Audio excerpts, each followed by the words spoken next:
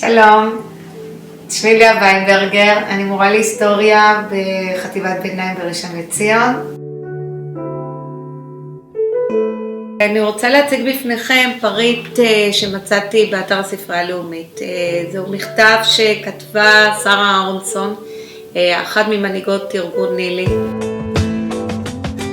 נכתב ב-1917, בשנת הפעילות האחרונה של המחתרת. הוא נכתב לאחים שלה שישבו באותו זמן בארצות הברית.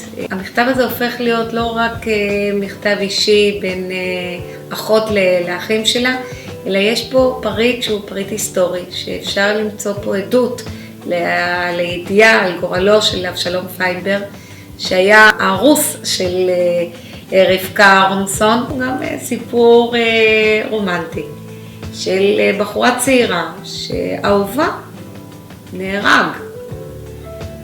ובמכתב הזה האחות הגדולה לוקחת אחריות להודיע, אומנם במכתב, את הבשורה המרה לאחותה הצעירה. חביביי רבקתי ואלכס, לו ידעתם יקיריי כמה פעמים התחלתי כבר לכתוב אליכם ופסקתי, ובכן אתחיל בראשון ושהוא חביב ביותר.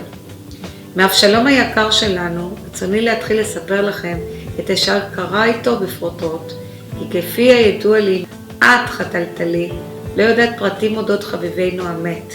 את בוודאי אומללה וסובלת הרבה יותר מכולנו, אבל אני מרגישה אותך, ביחד איתך סובלת ובוכה על מר מזלך. היסטוריונים זה מקור ראשוני.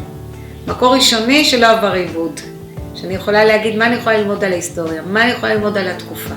על היחסים במחתרת, על בני התקופה, על דמויות חשובות. יש פה גם סיפור על החיים של יהודים באותה תקופה. הדמות ההיסטורית קמה לתחייה.